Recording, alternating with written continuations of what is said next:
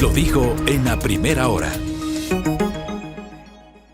Seguimos con las entrevistas. Ya mismo Lucía Pozo, asambleísta por la provincia de Imbabura. Antes, Pacha Terán, que visita nuestra mesa de trabajo. Tenemos el privilegio, el gusto, el honor de conversar con ella por primera vez en nuestro espacio.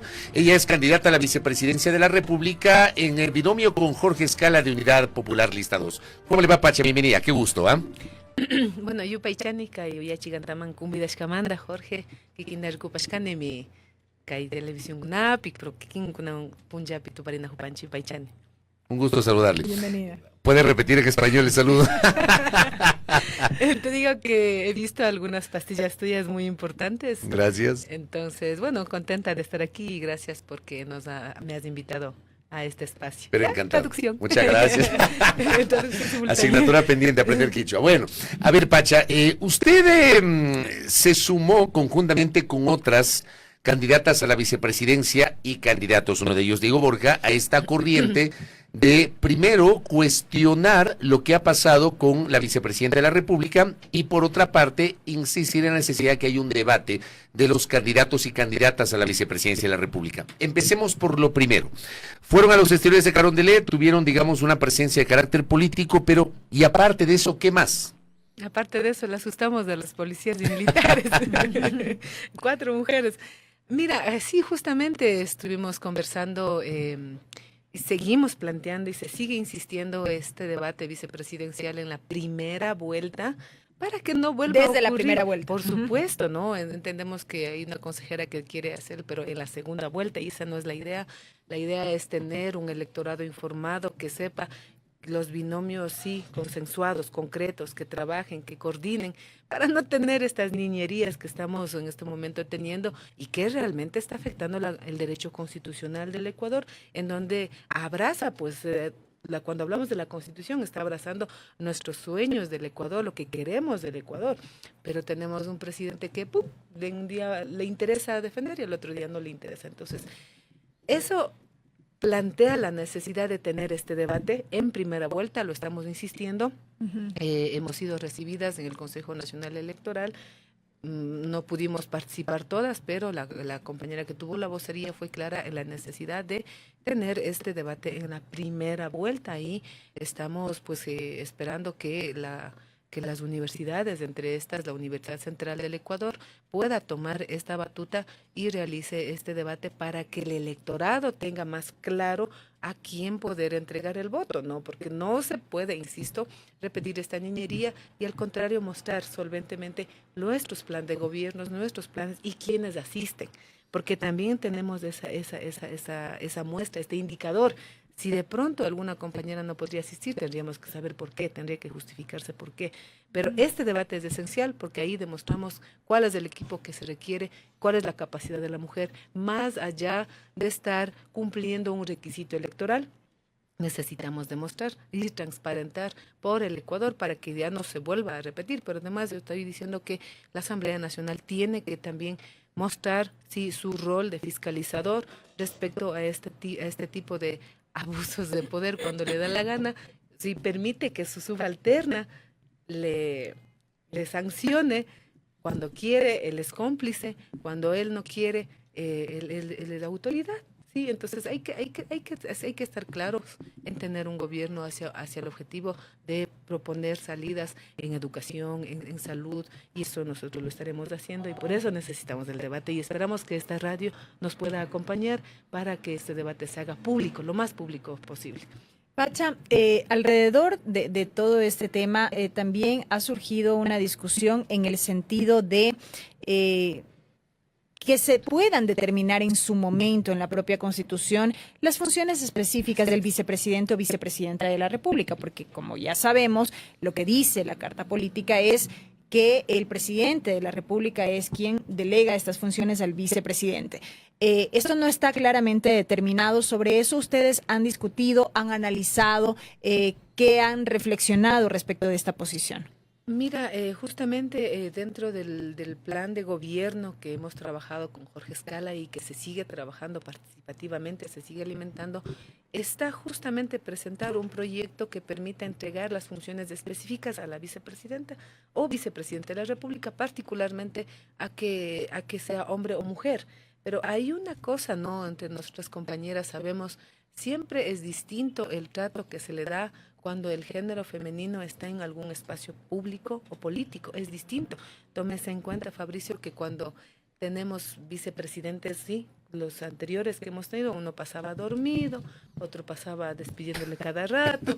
Entonces, el trato Ya me es imagino quién distinto. pasaba dormido, quién se dormía.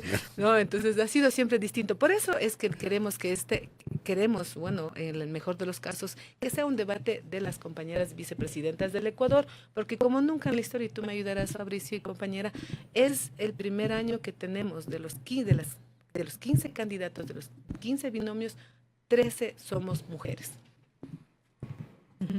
Pacha, pero no hay obligatoriedad legal para el debate de las candidatas y de los dos, son dos candidatos hombres, ¿no? Tenemos el caso de Galo Moncayo y de Diego Borja. Así es. No hay, digamos, una obligatoriedad legal, tanto así que no lo va a llevar adelante el Consejo Nacional Electoral, sino una universidad.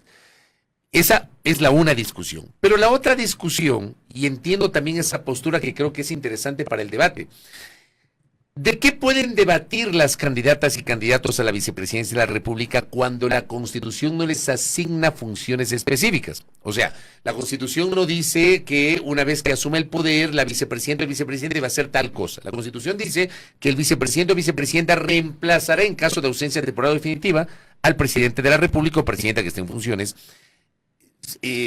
cuando no esté ocupando o asignando las funciones que está evidentemente que le ha encargado el presidente de la República. ¿De qué se puede debatir si no se sabe qué funciones le va a delegar el presidente de la República? Exactamente. Si no hay funciones específicas. Eso es lo que se tiene que debatir. Por un lado, el plan de gobierno tiene que ser transparente y demostrar que es un plan de gobierno diseñado participativamente. De forma Por eso conjunta, digamos así. Conjunta. Es que ese es un indicador, Fabricio. Si hay un matrimonio bien hecho, voy llevándole a mi esposo, pues, ¿no es cierto? Con todo el orgullo, con todo el cariño, lo voy llevando. Pero si hay un matrimonio mal hecho, chuta, voy a estar poniéndole atrás nomás, atrás nomás. Entonces, más allá de que ahorita, si la Constitución lo dice, eso no lo vamos a discutir, sí tenemos que demostrar al pueblo ecuatoriano que el binomio está correctamente casado, correctamente unido, correctamente propuesto. Que no hay un divorcio desde antes de la Imagínate, campaña. No puedes, pues, vos divorciarte antes de casarte. Ahí, por ejemplo, yo le pregunto, ¿cómo es su relación con Jorge Escala? ¿Qué tipo de relación antes de que usted sea escogida como su compañera de fórmula, sea invitada a ser la compañera de fórmula de Jorge Escala? ¿Qué relación política tenían? Uno. Y dos, ¿de qué han hablado en el evento de que logren ganar la elección? ¿Cuáles serían sus funciones? Quisiera empezar primero por su relación con Jorge Escala. Bueno, con Jorge, Jorge desde la costa ha venido trabajando por el seguro social, sí, por mi lado por el seguro campesino, nos hemos encontrado en temas de educación, por mi parte en la defensa, por las escuelas. Usted es militante de Unidad Popular, ¿no? Sabes que soy militante de Unidad Popular, pero nos encontramos justamente en las luchas, justamente en la época cuando las escuelas estaban cerradas así a diestra y siniestra, y que entiendo que en Guayaquil siguen con el mismo proyecto, ahí nos encontramos así específicamente. Usted es afiliada de Unidad Popular. Pero permíteme, Sí, pero también nos hemos encontrado en la lucha por el agua, por ejemplo, el Jorge apoyando a las movilizaciones justamente por el derecho al agua, y yo involucrada y estudiando también en el tema del agua, ¿no? Mi cuarto nivel, mi título de cuarto nivel es justamente en gestión de recursos hídricos. Entonces son esos temas que nos han vuelto, sí, a compañeros, y la organización que nos abraza ahora mismo nos ha planteado este reto de ser presidente y vicepresidente. Por eso le preguntaba, ¿usted es afiliada a Unidad Popular? Creo que más que afiliada... ¿Pero pertenece o no al partido? Soy parte del movimiento, así es. Eso quería saber, si pertenece al partido. Usted nos ha hablado del antecedente de la relación. ¿Ha habido entonces un antecedente de que han compartido luchas políticas, sociales? ¿Hay ese pasado entre los dos? Sí, con la particularidad que yo me encuentro cuando es Unidad Popular. cuando nos encontramos, porque yo soy parte del movimiento indígena, yo he sido parte de la dirección provincial del movimiento indígena, sí, entonces, y soy y seré parte del movimiento indígena, porque vivo en una comunidad dentro de la estructura de la CONAIE, pero particularmente en el derecho ya individual a elegir y ser elegidos, pues estoy feliz con la Unidad Popular, porque planteamos propuestas concretas para el trabajo, para la educación, para la salud, ¿no? Y eso, bueno, esperamos que podamos abordar más.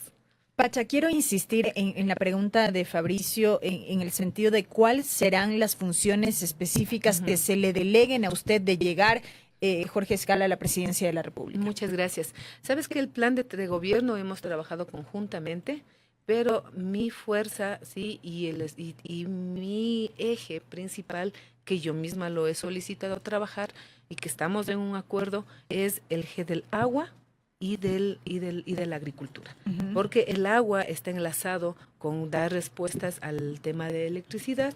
Tenemos que tener espacio y lo vamos a hacer procesos de cosechas de agua para infiltración lenta, que no tenga que llevarse toda la tierra porque está encima, para justamente ir alimentando paulatinamente a las hidroeléctricas, pero también plantear el agua para la agricultura, para garantizar la soberanía alimentaria y, ¿por qué no?, proponer un sello agroecológico que permita exportar nuestra producción tan diversa, tan rica que tenemos en el Ecuador, pero claro, primero alimentando a nuestro país y después en una segunda instancia proponemos generar estas exportaciones de altísima calidad, porque hay países que piden esos requisitos y que son bien pagados. Entonces planteamos un precio justo para el campesino, por lo tanto también recoger programas de gobierno desde nuestro gobierno para que a nivel de programas de desayuno escolar y de almuerzo escolar, recojamos las leches, que apenas producimos 6 millones de leche 6 millones de litros de leche en el Ecuador, pero somos 18 millones. Entonces no puede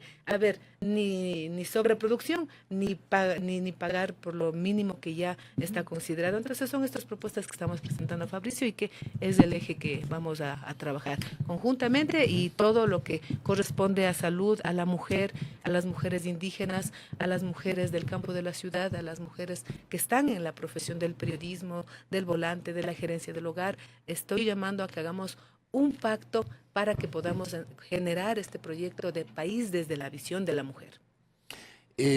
Usted emerge del movimiento indígena. No es la única candidata, sin embargo, del movimiento indígena. Tenemos a Leonidas Issa, que también estuvo acá el día de ayer, él representa a Pachacuti, que es el presidente de la CONAIE. Tenemos a Inés Díaz, que ha sido designada más recientemente como candidata a la vicepresidencia por el movimiento Suma, esta situación de ese partido tan compleja luego de la inhabilitación de Jan Topic y la declaración de la precandidatura de Michelle Calvache. ¿Se puede hablar de un solo movimiento indígena, varios movimientos indígenas, varias visiones dentro de un solo movimiento indígena? ¿Cómo entendemos las lógicas del movimiento indígena cuando tenemos diversas visiones, Pacha? Bueno, primero hay que separar al movimiento indígena de Pachacuti, así como tenemos que separar al movimiento indígena de la Unidad Popular. El movimiento indígena es nuestra confederación nacional en el que nos articulamos las comunidades y los territorios del Ecuador, que somos autoidentificados indígenas, y al que suman, sí, los barrios, etcétera, barrios, cooperativas, asociaciones. Entonces, eso hay que diferenciar. Nosotros estaremos siempre, yo estaré siempre en primera fila aportando al proyecto del movimiento indígena que plantea, y lo tomo, asumo esa propuesta, ese proyecto político dentro de esta candidatura con Jorge Escala, porque correspondemos a la misma línea ideológica de poder ir cerrando las brechas de pobreza, de poder querer, y podemos desde el gobierno con Jorge Escala cerrar las brechas de migración, de falta de empleo, de todas estas brechas podemos cerrarlo, y ese es el objetivo que pues compartimos con el movimiento indígena, pero es distinto, hay que separar. No, el movimiento indígena, todos los gobiernos de turno han querido hacer otras CONAIES chiquitas, pero es muy consolidada y eso corresponde. Eso le iba a decir, porque claro, hay una frase que dice divide y vencerás. Entonces, claro, hay esta presunción de que los gobiernos tratan de dividir al movimiento indígena para hacer diversos segmentos, lograr apoyos de los unos y confrontar con otros que no les apoyan. ¿Eso ha pasado?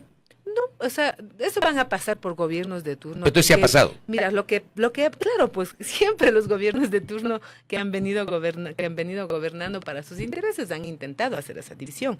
En nuestro gobierno no necesitamos dividir, al contrario, necesitamos fortalecer y respetar lo que la Constitución y los derechos internacionales plantea respecto a los pueblos y nacionalidades del Ecuador y del mundo.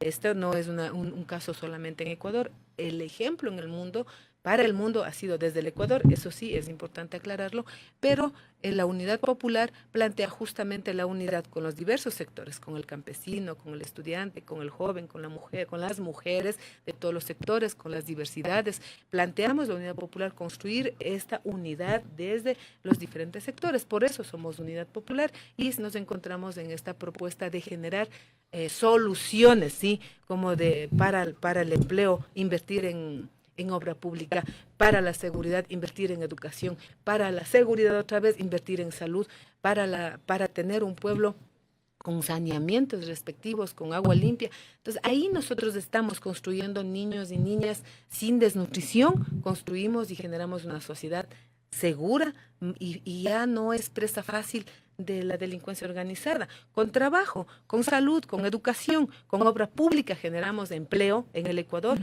Entonces ya tú mismo, Fabricio, me dirás, ya la gente tiene una posibilidad distinta, una condición de vida, y lucharemos por mejorar la condición de vida para que no sean más presas fáciles de la delincuencia organizada, Fabricio. Entonces te invito y les invito a que seamos parte de este proyecto político para que pues resolvamos problemas conjuntamente, y desde el Estado pues tenemos todos los recursos necesarios y distribuir al sector que corresponde de acuerdo a la Constitución, así como también cobrar a los que tienen que pagar. A partir de estos problemas que ha referido Pacha, y yo quisiera insistir en este sentido, desde Unidad Popular, desde este binomio que han conformado de cara a las próximas elecciones, ¿cuáles son las principales urgencias que se deben atender en el Ecuador? Sí, salud, educación, trabajo, seguridad, y la vida tiene que ser garantizada. Esos son los elementos, los ejes con los que estamos trabajando. Y la participación del sector privado, ¿qué postura tienen ustedes sobre la coexistencia del sector público con el sector privado, Pacha? Mira, Fabricio, yo misma vengo de un sector privado. El pueblo Otavalo es parte de muchos sectores privados. Somos artesanos, somos exportadores, somos comerciantes. Entonces, no vamos nosotros a estar en contra de los sectores privados, y yo mismo vengo de ahí. Al contrario, hay que diferenciar entre el sector privado bueno y el sector privado malo. ¿Cuál es el sector privado malo? El que no paga los impuestos, el que no quiere cumplir con los derechos laborales. En cambio, el sector privado bueno, sí, el que amplía espacios laborales, el que paga puntualmente los impuestos al Estado, lo vamos a hacer, vamos a incentivar con incentivos tributarios, con incentivos fiscales, con préstamos no solamente del Banco Nacional del Fomento, porque al Banco Nacional del Fomento ahí sí le hacen todo lo que quieran. Sí tienen que hacer su rol porque es un banco estatal, pero también de la mano tiene que poner el hombro el sector privado de la banca privada en estos apagones. Al menos deberían estar restándonos los intereses para cobrar no solamente el capital, pero no, ya están llegando juicios porque no están pagando los compañeros. Yo misma no he podido pagar a algunas cuotas, muchos vecinos, compañeros, las cooperativas les vienen encima para estar cobrando noche y día, cuando sabemos que esta crisis energética ha llevado a una crisis de empleo, ha llevado a una crisis también del comercio, se ha estancado, y así quieren seguir cobrando aunque no tengamos. Entonces es importante que el sector privado también entienda que para el desarrollo privado grande, entienda que para el desarrollo del país el motor principal somos los ciudadanos y ciudadanas del Ecuador, por lo tanto también tienen que contribuir con intereses pues acorde a nuestras necesidades. Por otro lado, también las telefonías tienen también que cobrar de acuerdo a los servicios que nos están entregando. Si tenemos tantas horas de luz y no tenemos servicio de internet, se va todo. Entonces, tenemos que pagar de los servicios en las horas que nos están dando, y no como si estuviéramos teniendo el 100% de servicios. Estas cosas serán reguladas y serán reguladas en nuestro gobierno para que tengamos efectivamente el servicio como consumidores, porque hay una ley que hoy por hoy está durmiendo y hay que revivirle para que haga su su esfuerzo de cuidar también a los intereses de los consumidores y consumidoras. Pacha, lo último, y a propósito de un mensaje que recibo de uno de nuestros oyentes, dice, ¿cuál será la postura política suya, del partido, para la segunda vuelta? Si es que no llegan a la segunda vuelta, ¿apoyarán un candidato de izquierda o progresista o no? Pregunta el oyente. Es que nosotros vamos a estar en la segunda vuelta. Les invito a que no caigamos en la trampa de una falsa polarización, que pagan enormes recursos para ponerse dentro de estas supuestas dos opciones. No existen dos opciones. Aquí nos quieren implementar la misma dinámica de Estados Unidos, que pareciera que solamente estaba Trump y Kamala, cuando realmente habían 6 candidatos en Estados Unidos, pero como no son los candidatos de las empresas electoreras, nunca les pusieron en opción. Aquí nosotros en el Ecuador, justamente por ahí también pasa la necesidad de hacer un debate vicepresidencial para que tengamos espacio, sí, todos los partidos y movimientos políticos que estamos planteando, y principalmente desde el sector de la izquierda. Solamente estamos 3 movimientos políticos en el Ecuador. Eso va, entre ellas estamos Unidad Popular. Pero por otro lado también no podemos nosotros no podemos olvidar que este gobierno vota al candidato que le da la gana, elimina al candidato que le da la gana, quita asambleístas. Nosotros mismos en Estados Unidos hemos sido víctimas de este juego de intereses, sí, con el propósito de que el señor Noboa quedarse solito en la cancha con su árbitro, que en este caso es del Tribunal Contencioso Electoral, y solito ganar. ¿Cómo así? Por ejemplo, para mí sí es una duda y les invito a reflexionar. La mamá de Daniel Noboa, que está encabezando la lista de asambleístas, ella sí no tiene ningún contrato, ella no tiene paraísos fiscales, pese a que sea la esposa del magnate que conocemos, de verdad no tiene nada. Pero nadie la ha denunciado, ¿no? Habría que ver, imagínate que eso es parte también del Consejo Nacional Electoral, y también son esos juegos truchos, ¿no? Que después un día aparecen magnates y al otro día aparecen sin nada. ¿Te das cuenta? Entonces, pero lo que ellos quieren es quedarse solitos, y sin embargo eso no le vamos a permitir. Aquí está la Unidad Popular, aquí estamos compañeras y compañeros que estamos trabajando con Andrés Quispe, estamos trabajando aquí con Isabel, con Cristina Cachaguay. Entonces estamos presentes aquí y vamos a tener esta unidad, y justamente estamos invitando a las mujeres del Ecuador que construyamos desde todos los ejes que tenemos, desde el poder, desde justamente desde el área del derecho, desde el área de la docente, de la mujer comerciante, de la mujer agricultora, de la compañera que hacemos el cuidado de semillas, de la compañera que hacemos gerencia de hogar en nuestras casas, porque somos muy eficientes para administrar recursos, los pocos recursos que nos llegan. Somos altamente eficientes para administrar, y por qué no construir un Ecuador desde la visión de la mujer, en este caso con Unidad Popular, con Jorge Escala. Pacha, gracias por el tiempo y por visitarnos. Muy Gracias, gentil. Paichani y Paixunguya. Gracias a Pacha Terán, candidata a la vicepresidencia de la República en binomio con Jorge Escala por Unidad Popular lista 2. Primera plana. Todas las noticias, todas las voces.